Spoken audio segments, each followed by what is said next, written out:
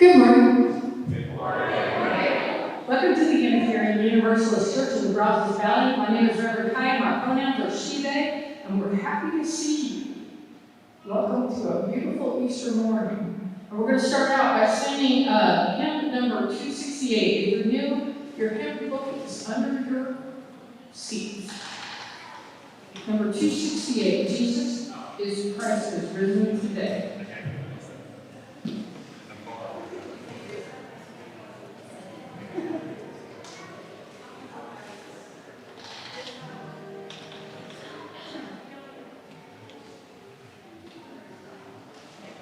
Jesus Christ is risen today. Hallelujah.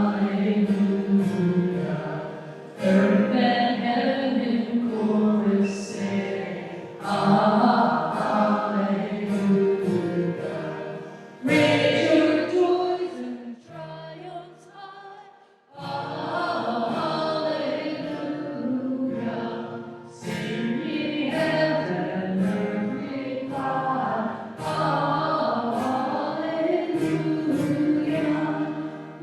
Redeeming work is done. Hallelujah.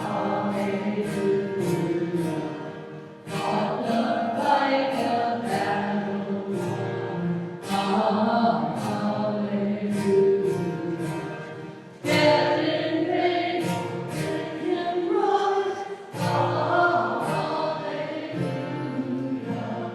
Christ has opened paradise. Hallelujah. Hearts are strong, voices sing. Hallelujah. Hero death is now thy sting. Hallelujah. As he died, true to save. Hallelujah. And thy victory will bring. Hallelujah. We now where Christ has led. Hallelujah. Living out the words he said. Hallelujah. Made like him we rise. Hallelujah. Hearts across the great sky. Hallelujah.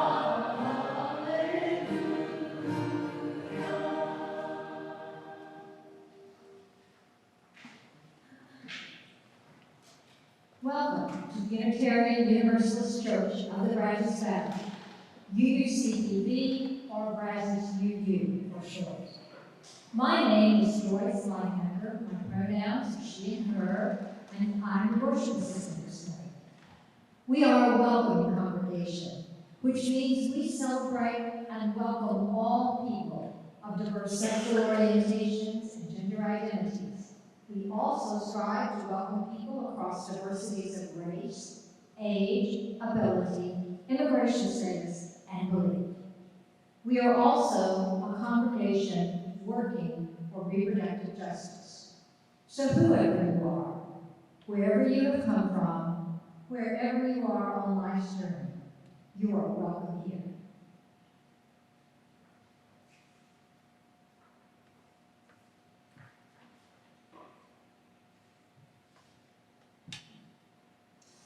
Our call to worship this morning comes from Penny Clark, and she wrote a piece called Love Brings Us Back to Life. Easter is a holiday of miracles.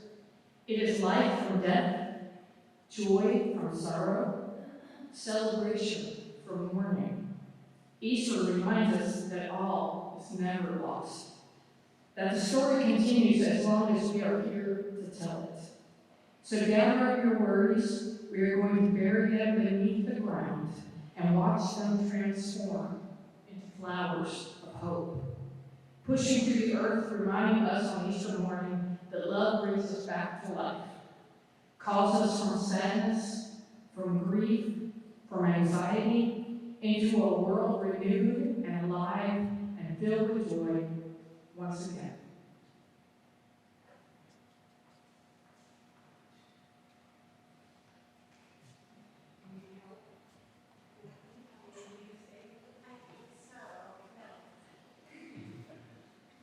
Would Allison come forward to light the chalice? So you're lighting Allison is lighting the chalice. Please say our chalice lighting words with me. We light the chalice to symbol our Unitarian Universalist faith as a beacon of hope for all who seek justice, dignity, and compassion, and in celebration of the life of truth and meaning we share together. And now, all please join me in saying our affirmation. Love is the spirit of this church, and service is its gift. This is our great covenant, to dwell together in peace, to seek the truth in love, and to help one another.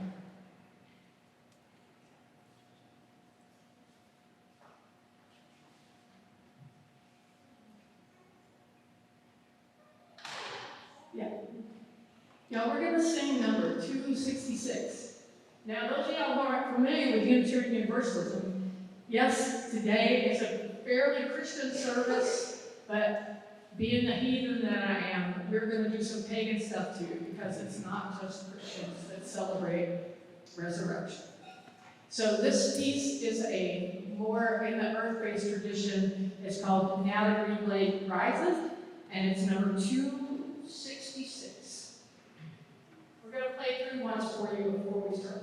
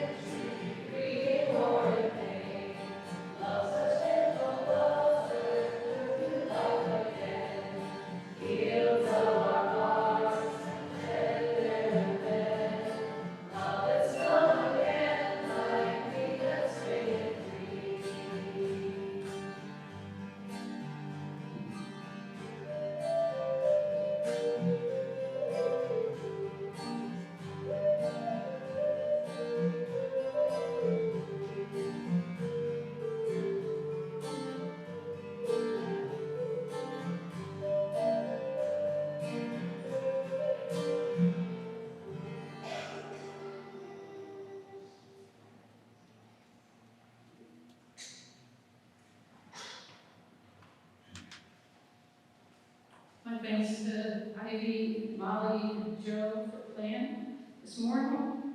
Darby's going to play a little bit later too.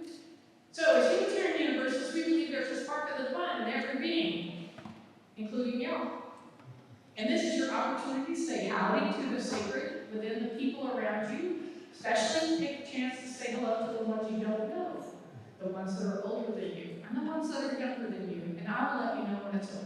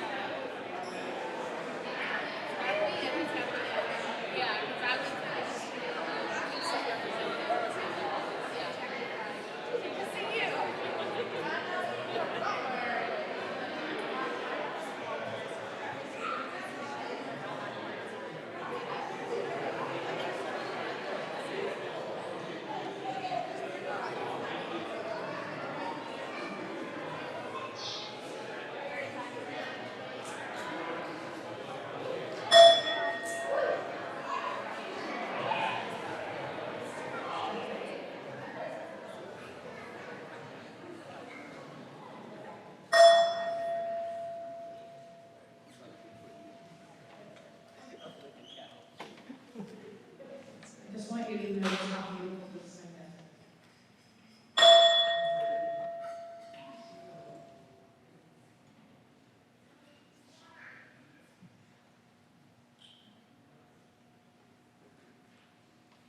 Good morning.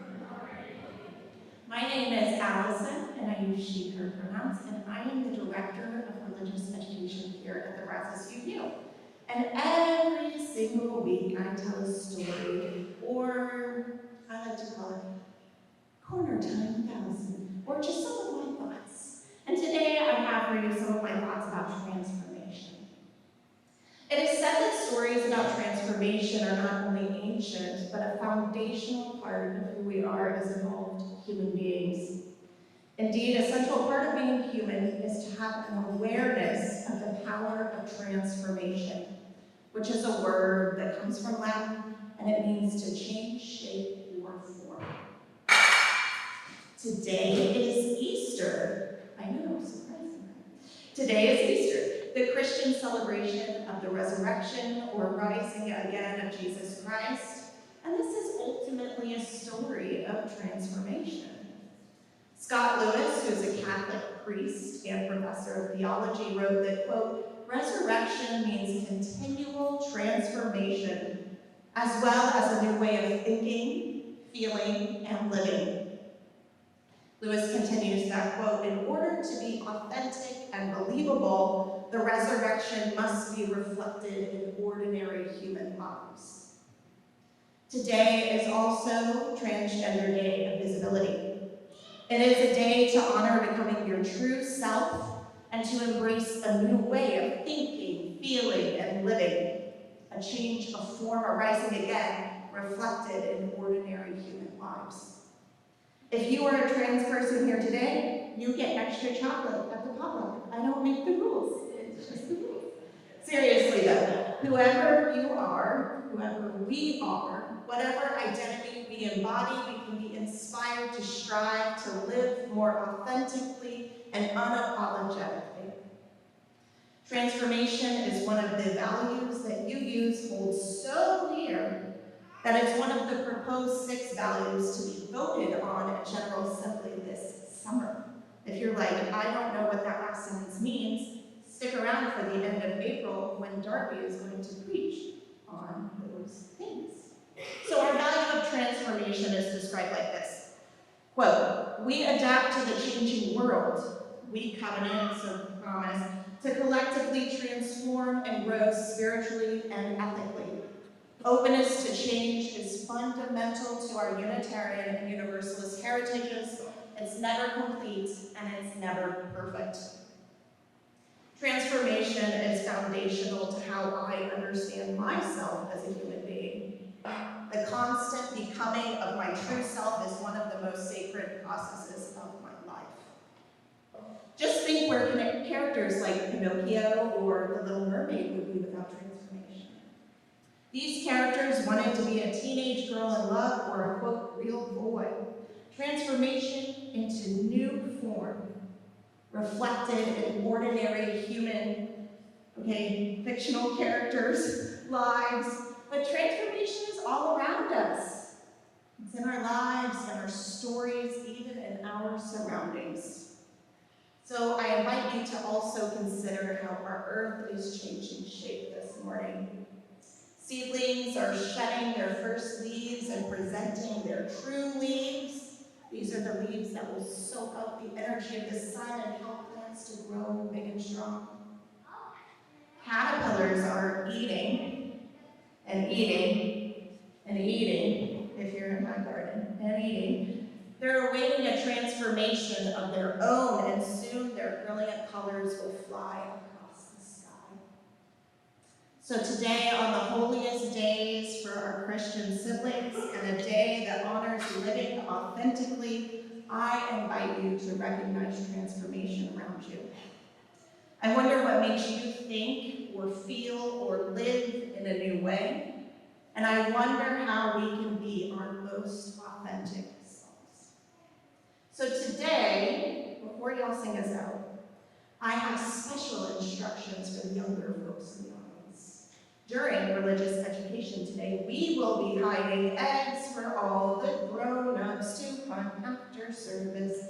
So, instead of going to our back classroom, taking off our shoes and lighting the chalice like we normally do, if you would like to come hide Easter eggs for the grown-ups, please meet me in the back hallway. So keep the shoes on, but we'll meet in the back hallway. And can the rest of you please sing us out with this little light of mine? Wait. Oh, wait. Wait. Jimmy turned 4. You all sing him happy birthday.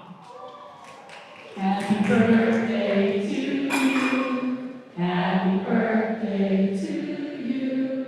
Happy birthday, dear Jimmy. Happy birthday to you.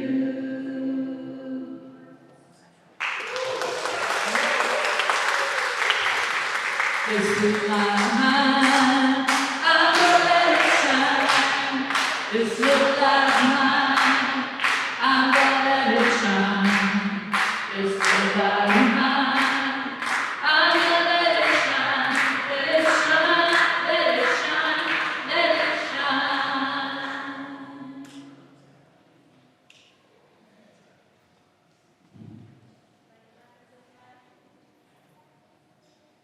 Those of y'all who've been here since I got here know that on Easter I do a Christian sermon, but maybe a little heretical Christian sermon. So today we're going to talk about the Corinthians. Yes, the ones that Paul wrote, Corinthians 1 and Corinthians 2, that's in the New Testament. Those are letters that he wrote to a congregation that he started. But we're just talking about the first century church. So how many people think that Jesus, before he died, said, Peter, start my church, be my rock, start my church? Anybody think that? Anybody think that the church was settled in the first 400 years? Good job. You are correct. It was not. And that's what we're going to talk about. So scholars and historians, whether they're Christian or not, are pretty sure that Jesus lived between 4 BCE and 33 CE. So before the Common Era and the Common Era. They almost unanimously agree that he was not a myth, that he was a real person. He was not a Christian. Christian, the word Christian doesn't even happen for the first 200 years. He was Jewish. He preached in Galilee and died by crucifixion in Jerusalem. And he was an enemy of the Roman Empire. Now, why was he an enemy of the Roman Empire? It wasn't that they particularly thought he was right or wrong about what he was preaching about, but the way he did it threatened the stability of the Roman Empire. So when he turned the table over on the money changers in the temple on Good Friday, then he's in trouble with the authorities because that threatens the stability of the Roman Empire. So he was a criminal, and the Romans were pretty good about crucifying people or beheading them when they disagreed with the empire. It's like, imagine, if you will, that putting incense on the altar for the Caesar is how you say the Pledge of Allegiance. How many of you all think that if you don't stand up or say the Pledge of Allegiance at the ball game, that somebody might punch you in the mouth? It's possible. Okay, in the Roman world, not putting incense on the altar to the emperor was like not saying the Pledge of Allegiance. And Christians and the Jews before them often did not do that. And the Romans couldn't understand that. So anyway, that's what happened. That's what we know. Everything else is worth fighting about. Here's the other thing that's absolutely true. I will stand by, and since it's a free pulpit, I can say it. Religions are made up by people. And people are flawed and change their minds and disagree and kill each other over it. But religions are made up by people. So that's where I'm coming from. And so now we're going to talk about the Roman pre-Christian place called Corinth. And Corinth was a port city in Greece that had been taken over by the Romans. In fact, it's a really ancient city. It was so ancient that it was a Greek state, and it actually sided against Athens and sided with Sparta and other people before the Romans took over. And then they took the wrong side on the Roman War, and the Romans destroyed the entire city, like wiped the place out. Nothing but rubble for 100 years, until Julius Caesar came back and made it into another brand new city, named after himself, of course, and settled mostly by Roman freedmen, so people who had been slaves. That's who moved there. But historically, Corinth had a reputation, and the reputation was pretty cool. So it was the third largest city in the empire after the rebuilding of it. It's about 45 miles from Athens. It's a very famous port city, so there's a little strip of isthmus, a little piece of land that's like 3 kilometers wide, that is between 2 seas. You can see that in the map. And there's a trail there so that people could portage their ships and all their goods across that and save 200 miles in really rough seas. So it became extremely popular to go there, and people from all over the world were there. There were diaspora Jews that left, for whatever reason, they left Jerusalem or they left Rome, and they came there and had a community. They think there was a synagogue. There was at least 56 different gods and goddesses worshipped there, as well as healing sites with springs, and people went there to like people would go to Lourdes now, and they would try to get healed from whatever was wrong with them. There was a famous, in Roman times, sometimes people who did great things became divine, but they started out as people. And that's what happened for this healer. So that's one of the things that were happening. Plus, there's gods and goddesses from all over the empire, because the Roman way is to incorporate people and their religions, not tolerate them. Okay, so it had a reputation for being a loose place. So they would say in Greek, you party like a Corinthian, that meant you partied. It's like Vegas meets it would be like New York and Vegas became one place, the third largest place. That would be what Corinth was like. And to call somebody a Corinthian girl was basically they called them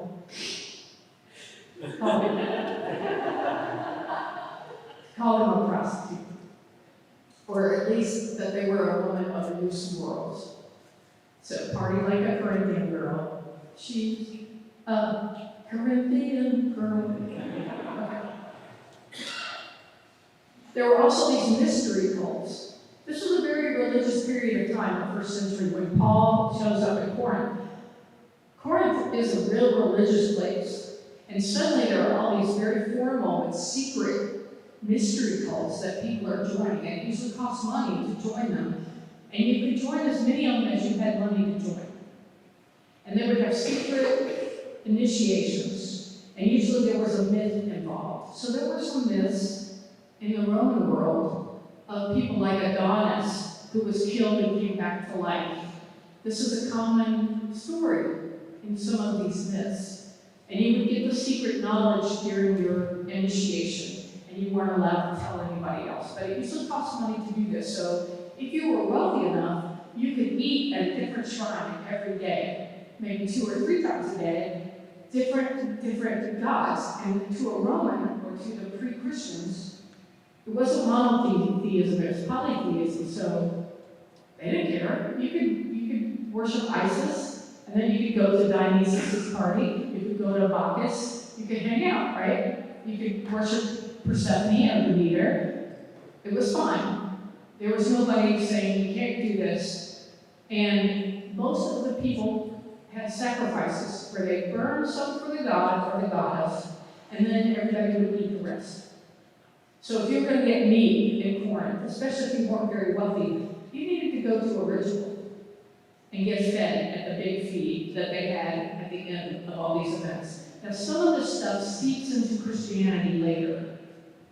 But what you need to know primarily is that this place was rowdy and had lots of tourists and lots of people from all over the world hanging out there. They also had religious games, kind of like the Olympic Games. One of them was called the Isthmian Games, and it was in honor of Poseidon, and they had it every other year. There were women athletes as well as male athletes, but it was a sacred thing to participate in the games. So not only are men and women both participating in leadership and running, there are priests and priestesses, there are people in authority that were both male and female, but the main thing you need to know, even those of us who are feminists and want to rewrite history, the Romans were sexist dogs. They were.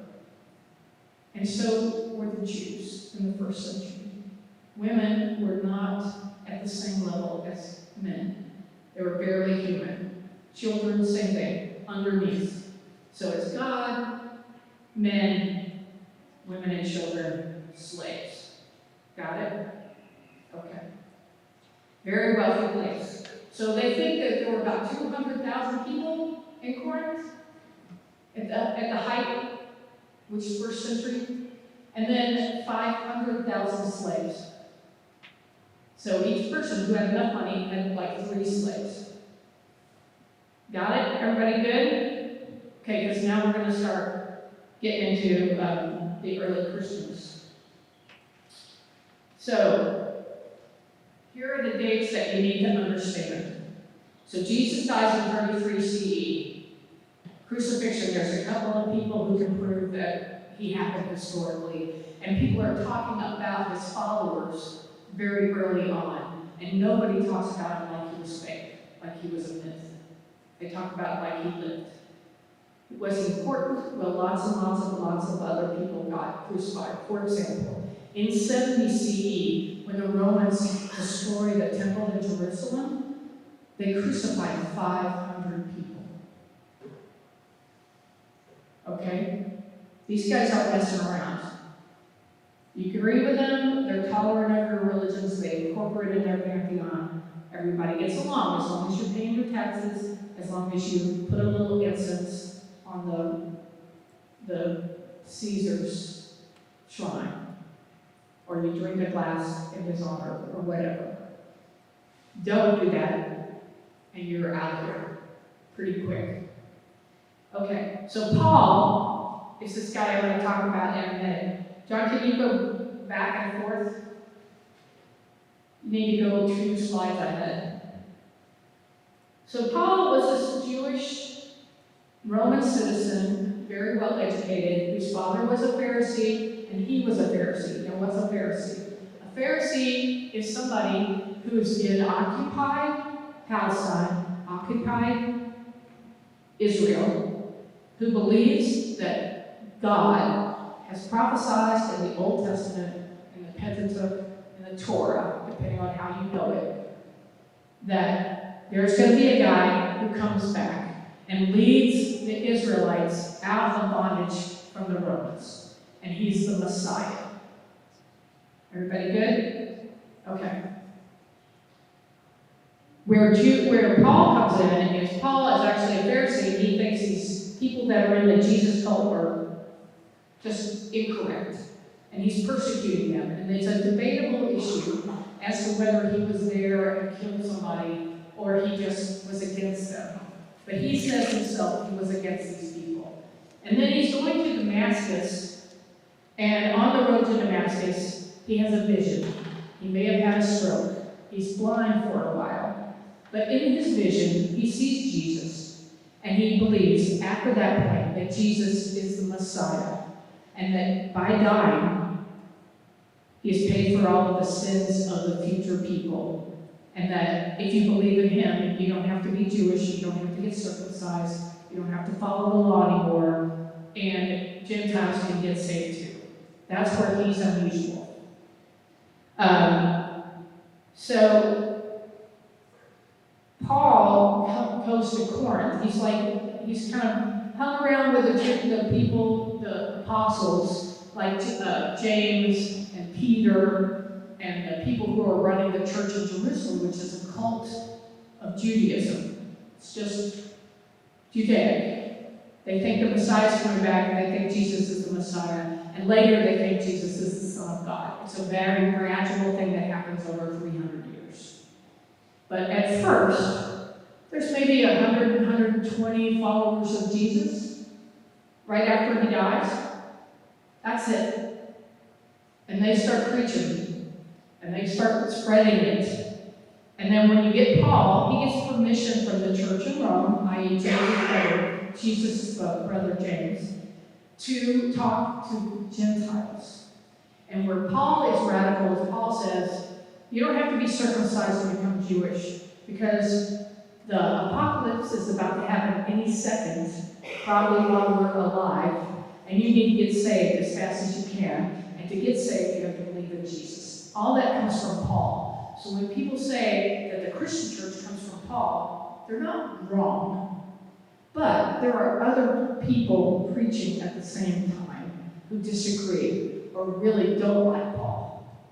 There's also gospels that are later gotten rid of as the church becomes part of the Roman Empire. So go back to our timeline.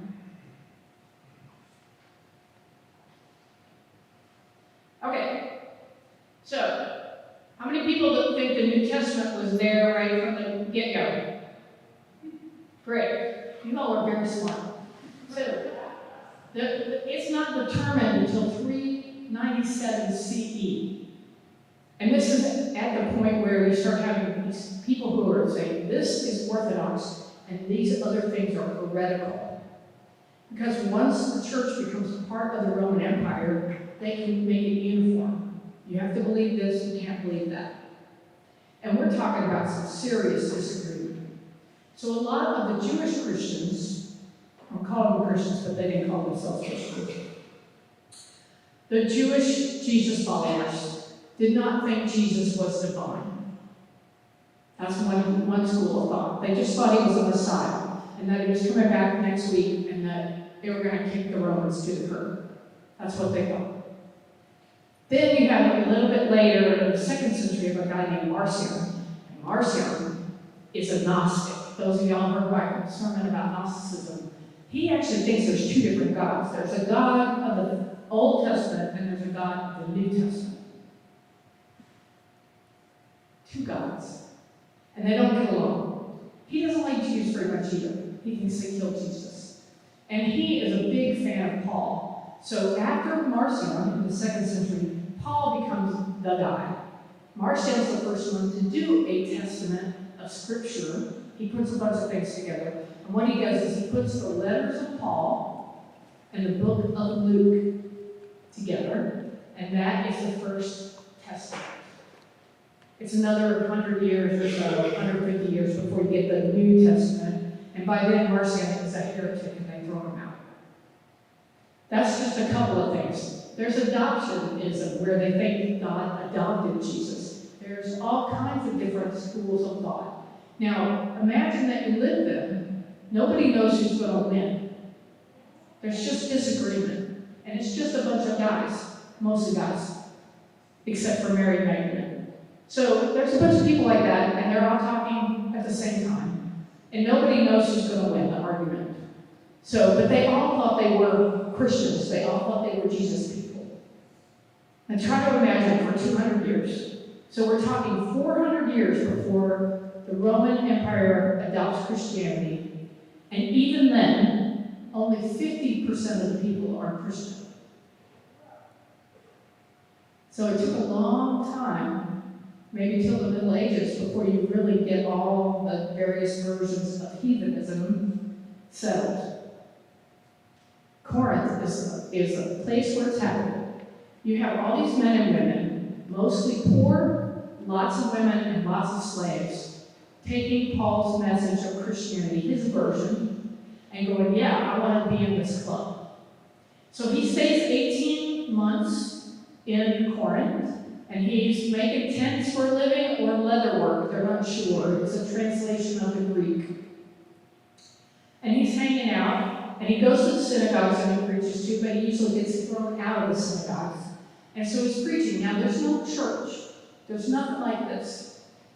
Unless you worship Mithra. There's nothing like this. What you do is you go to somebody's house and you have a ritual meal, like the Last Supper or the Eucharist. That's early church. If you decide you're going to join, they're going to have a secret ceremony for you of baptism, and you're going to be naked when it happens. They call each other brothers and sisters, and it's secret. So you had to be a Christian to go to these ceremonies. So all the pagan people around start hearing that these brothers and sisters are naked and kissing each other, and having a ritual meal where the bread is somebody's body and the blood is somebody's blood, the wine is somebody's blood. So the rumors start, the fake lore, Christian fake lore. So the rumor was that the Christians were cannibals and they committed incest at their services. And that was the story that people told. So, kind of interesting, right? So, but this is all very similar to what's happening in the mystery cults. So all this stuff is swirling around. So can we go to the next one? Talking about Roman Empire practices. So here's some things that are true about Roman culture. It's tolerant of other people's gods. It incorporates them when possible. So when Rome took over Greece, they matched the gods up, and then not tolerant of threats to the stability of the empire. That's why Jesus gets killed, not because of what he's preaching. Although the most radical thing he was mostly preaching Messiah. And then you can argue about whether he said he was the Messiah or not. But he's preaching Messiah, which is pretty radical, and threats the Roman Empire. And he turned over those tables in the temple, and that's what got him in serious trouble. And everything else is not that radical, except that he hung out with women, which was not done, and talked to them like they're people. That's unusual. And he preached a God of love and compassion. And that was a new idea.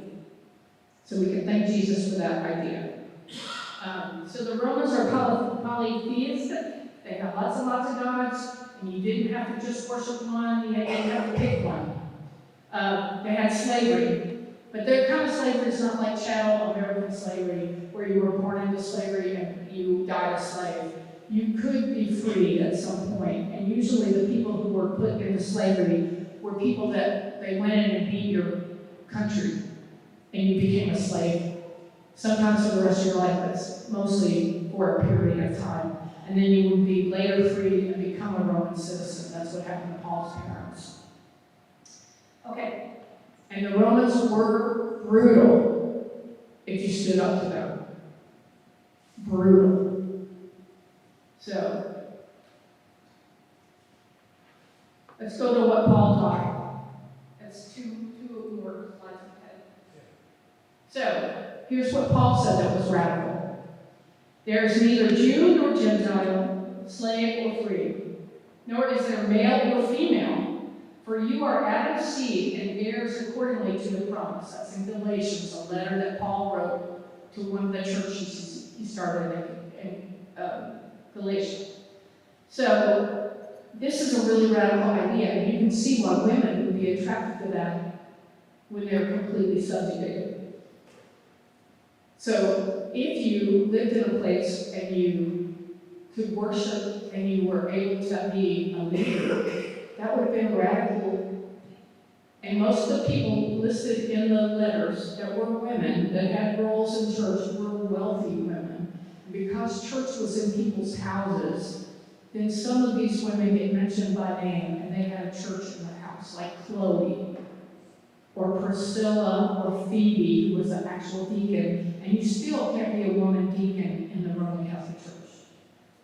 But there was women who were deacons, and what that meant was, here's where the early Christians were radical. They fed people when they were starving, and they tried to treat people in community, because Jesus preached a little bit of socialism And the early Christian church was pretty socialistic in that, oh, you're in trouble here, let's make sure. Oh, you don't have money to buy food, but you're wealthy and you could buy all the food? Buy all the food and let everybody eat. That's very early Christian, and that's radical. That was new. Okay. So, I think I told you everything I need to tell you. So, Christianity is considered a Jewish sect until 79 CE. And at that point, that's when you start having the persecutions of Christians in the Roman Empire, and they separate out. Also, that's when you have the Jewish revolutions against the Roman Empire. And so, if you were a Christian, you might be tolerated when they were going after Jews for being radical. So at that point, it starts separating. Also, that's when you have like Marcion and all these people who are like blaming the Jews, being anti-Semitic, and trying to separate Christianity from Judaism. And so that's important to look about later. Anyway, to get to the end. So the letters that Paul wrote, they say he wrote 7, that most of the scholars agree that he wrote. And they're all in there, but there are also 5 more letters that are in the New Testament that they're pretty sure that Paul did not write personally. And almost all the anti-women stuff are in those fake ones. Just saying. So you have to really dig in and find out what's up. But if you remember the part about human beings made all this stuff up, then don't let the stuff hurt you. Don't let it hurt you. So the letters to Corinthians talk about eating idol food. And Paul, being a Jew, does not think you should. He's monotheistic. Jews don't eat food offered to idols. They're very serious about that. Almost all the things he's talking about in Corinthians, other than what we're going to end the sermon with, are practical issues of turning people who were heathens into Christians and explaining the Jewish elements of Christianity to them. And that's what most of the letters are about. Don't take my word for it. If you need help, if you want to read some books, here's the other thing. Since the Nag Hammadi Gospels have been found, there are lots of texts that were later kicked out as heretical that have shown back up. So since the 90s, there is a lot of scholarship that's been done and a lot of archaeology that changes what everybody's been taught for 2,000 years. And so now's a really good time to do some research. And I'm happy to pass on the books that I've read, but if you go past 1990, chances are the books are going to be more correct. My favorite thing that Paul said, ever, is Corinthians 1:13, and I'm going to end with that. Thank you all for putting up with this very scholastic sermon. I appreciate you. This is from the New International Version. If I speak in the tongues of men and of angels, but do not have love, I am only a resounding gong or a clanging cymbal. If I have the gift of prophecy and can fathom all mysteries and all knowledge, and if I have a faith that can move mountains, but do not have love, I am nothing. If I give all I possess to the poor and give over my body to hardship, that I may boast, but do not have love, I gain nothing. Love is patient, love is kind, it does not envy, it does not boast, it is not proud, it does not dishonor others, it is not self-seeking, it is not easily angered, it keeps no record of wrongs. Love does not delight in evil, but rejoices with the truth. It always protects, always trusts, always hopes, always perseveres. Love never fails. But where there are prophecies, they will cease.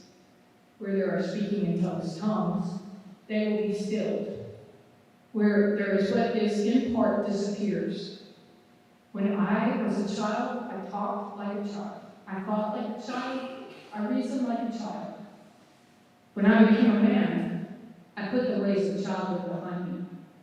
For now we see only a reflection as in a mirror.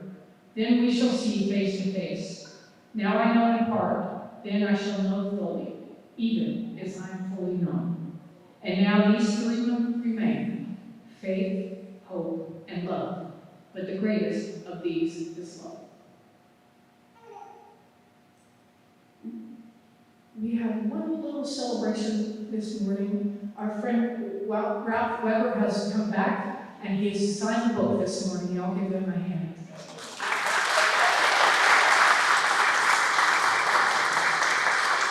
And now, all the people who are helping me with declarations, come on up, and you all get up your hymnals. We're singing number 305, Declarations.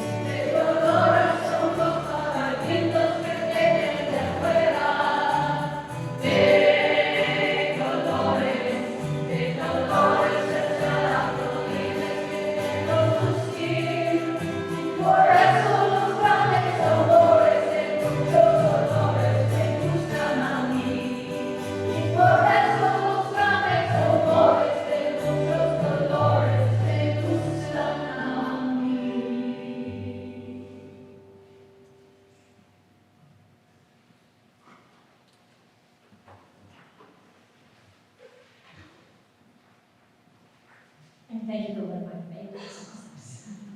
Our flower communion is next Sunday. This is a cherished UU tradition, so bring a flower to share. And this is going to be a service for all ages. Our stewardship dinner is Saturday, April 13th, here in the Fellowship Hall. It will be from 6 to 9 p.m., and child care will be available. And today, there's a potluck Easter lunch immediately after the service, as well as an egg toss, and the Easter egg hunt that the children have been preparing for us. So all are welcome. Now let an offering be taken to sustain and strengthen this place, which is sacred to so many of us. A community of memory and of hope, for we are now the keepers of the dream. This church shares the proceeds of the offering plate donation every week to help support important nonprofit organizations with which we work. The 4 groups we voted to support with this year's donations are the African American Museum, Brazos Family Blessings, the Pride Center, and the Brazos Mobile Food Pantry. We vote on this every May in our congregation meeting. Please be as generous as you can.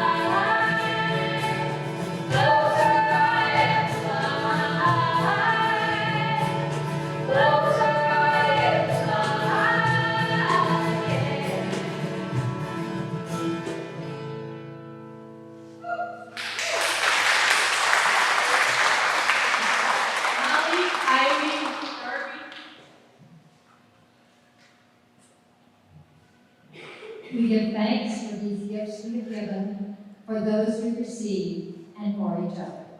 May your generosity return to you tenfold. Now, please join me in extinguishing the chalice. We extinguish this flame, but not the light of truth, the warmth of community, or the fire of commitment. These we carry in our hearts until we gather together again.